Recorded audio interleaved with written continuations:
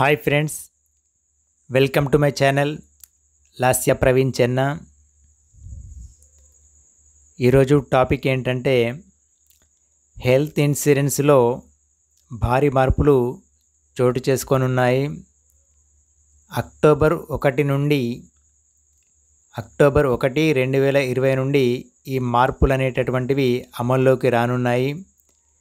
దీనికి సంబంధించిన సమాచారాన్ని ఈరోజు మీ అందరికీ ఎక్స్ప్లెయిన్ చేయడానికి ప్రయత్నం చేస్తాను.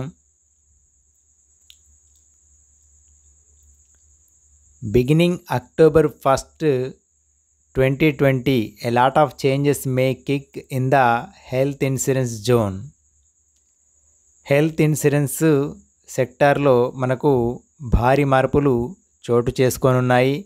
అక్టోబర్ 1, 2020 నుండి the new rules apply to waiting period after getting health insurance. మనకు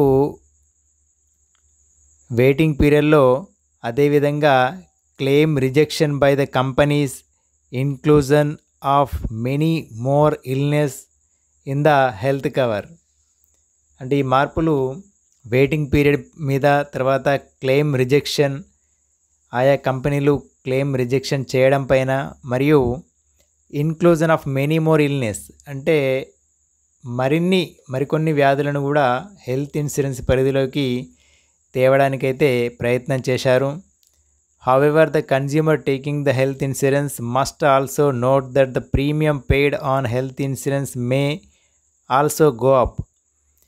అందుకు అనుగుణంగా మనకు హెల్త్ ఇన్సూరెన్స్ ప్రీమియం అనేది కూడా కొంచెం పెరగడానికైతే ఆస్కారం ఉంది. Here is looking at some major rules that may to kick in from October 1, 2020. October 1, 2020 నుండి మనకు హెల్త్ ఇన్సూరెన్స్ సెక్టార్లో మేజర్గా కొన్ని రూల్స్ అయితే వచ్చాయి. The coverage of health insurance will become wider. Health insurance coverage అనేది మరింత విస్తృత స్థాయికి చేరుకోనుంది. Many more illness will be covered under the health insurance policy. చాలా రకాలైనటువంటి వ్యాధులను హెల్త్ ఇన్సూరెన్స్ పాలసీ కవర్ చేయడానికి అయితే ఉంది. Several health insurance companies products may see an upward rise of 5 to 20% premium. ఆయా హెల్త్ ఇన్సూరెన్స్ల యొక్క కంపెనీల యొక్క ప్రీమియం అనేది 5% నుండి 20% వరకు పెరగడం అయితే జరుగుతుంది. The new rules may also include coverage on mental illness, genetic diseases, psychological illness etcetera. ఇక్కడ చూడండి, the new rules may also include అంటే మెంటల్ ఇల్నెస్, జెనెటిక్ డిజార్డర్స్, తర్వాత సైకలాజికల్ ఇల్నెస్, వీటిని కూడా కొత్తగా మన హెల్త్ ఇన్సూరెన్స్ పరిధిలోకి తేనున్నారు. అదేవిధంగా neuro disorder, oral chemotherapy, robotic surgery, stem cell therapy etcetera may be included. వీటితో పాటు ఇవి కూడా అంటే neuro disorders, oral chemotherapy, robotic surgery, stem cell therapy అనేటటువంటి అత్యాధునిక వైద్య పరిజ్ఞానాన్ని కూడా మనకు హెల్త్ ఇన్సూరెన్స్ పరిధిలోకి తేవడానికైతే ప్రయత్నం చేశారు. Conditions on pre existing any ailment mentioned by the doctor 48 months ago be categorized as pre-existing. Pre-existing అంటే 48 monthsకి ముందు మనకు డిసైడ్ అయి ఉండాలి. అది ప్రీ ఎగ్జిస్టింగ్ డిసీజెస్ అనేటువంటివి కూడా 4 సంవత్సరాల తర్వాత అంటే 48 months తర్వాత కవరేజ్ అనేది ఉంటుంది. 3 months after insurance of policy తీసుకున్న తర్వాత 3 నెలల తర్వాత if you develop any symptoms it will be categorised as pre existing. ఒకవేళ ఈరోజు మనం పాలసీ తీసుకున్నాం, 3 months తర్వాత ప్రీ ఎగ్జిస్టింగ్ డిసీజ్కి సంబంధించి సిమ్టమ్స్ కనబడితే అది ప్రీ ఎగ్జిస్టింగ్ జోన్లోకి వెళ్ళిపోతుంది, దానికి క్లెయిమ్ అనేది రాదు. No claim to be rejected after 8 years. ఇది రీసెంట్గా వచ్చినటువంటి రూల్ ఇది. No claim will be rejected after 8 years of you paying the premium. 8 సంవత్సరాలుగా నువ్వు ఒక హెల్త్ ఇన్సూరెన్స్ కంపెనీకి ప్రీమియాన్ని వరుసగా చెల్లించినట్లయితే నీ క్లెయిమ్ను రిజెక్ట్ చేయడానికైతే ఏమీ ఉండదు. కంపల్సరీ హెల్త్ ఇన్సూరెన్స్ కంపెనీ మీ క్లెయిమ్ను ఇవ్వాల్సిందే. No re-evaluation will also be applicable for policies where the consumer has paid premium for 8 years.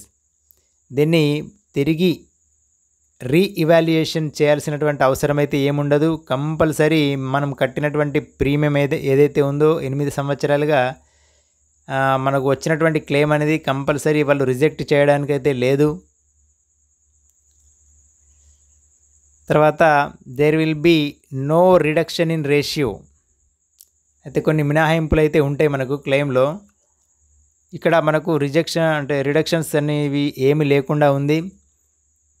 Pharmacy, implant and diagnostic will not be associated as medical expenses, which means you will get full claim for the same. ఫార్మసీకి కానీ, ఇంప్లాంట్కి కానీ, diagnostic కానీ వీటికి మనకు full claim అనేది రావడం జరుగుతుంది. However your claim amount may reduce due to the inclusion of associated medical expenses. అయినప్పటికీ మన క్లెయిమ్ అమౌంట్ అనేది కొంచెం తగ్గినా కూడా, ఎందుకంటే మెడికల్ ఎక్స్పెన్సెస్ అనేటటువంటివి పెరుగుతూ ఉన్నాయి కాబట్టి మన క్లెయిమ్ అమౌంట్ అనేది కొంచెం రెడ్యూస్ అయినప్పటికీ కూడా మనకి ఇది వర్కౌట్ అవుతుంది. This might be seen in allocation of expenses for hospital room rent package. No ratio reduction will be made in claims for ICU charges. ICU charges ఇవన్నీ కూడా మనకు ఫుల్ క్లెయిమ్ అనేది రావడం జరుగుతుంది.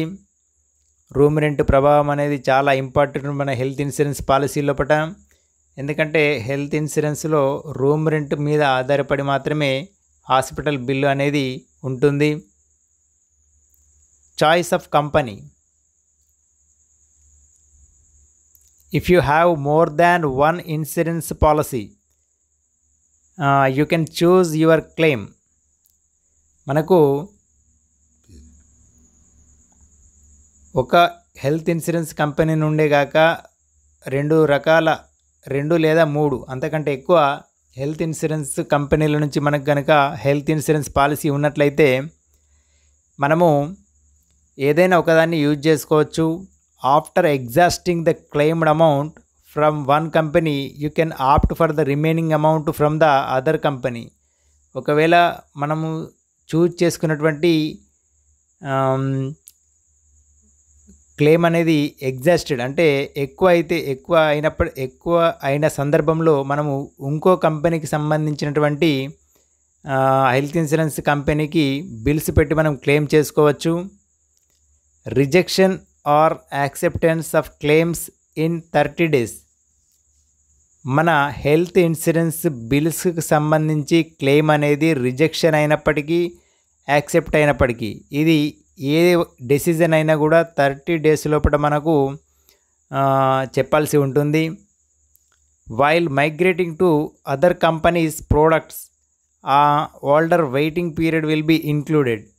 ఒకవేళ మనము హెల్త్ ఇన్సూరెన్స్ కంపెనీకి ఒక కంపెనీ నుండి ఒక కంపెనీకి పోర్ట్ అయితే కనుక వెయిటింగ్ పీరియడ్ అనేది ఇన్క్లూడ్ అనేది అవుతుంది. Expenses of telemedicines to be included in claims. టెలిమెడిసిన్స్కి సంబంధించినటువంటి ఖర్చులు కూడా మనకు క్లెయిమ్లో ఇన్క్లూడ్ అవుతూ ఉంటాయి.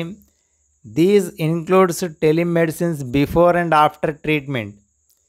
ఈ టెలిమెడిసిన్స్ అనేటటువంటివి బిఫోర్ అండ్ ఆఫ్టర్ ట్రీట్మెంట్ కూడా ఇన్క్లూడ్ అవుతూ ఉంటుంది. Those with OPD coverage policy will get full claims of telemedicines.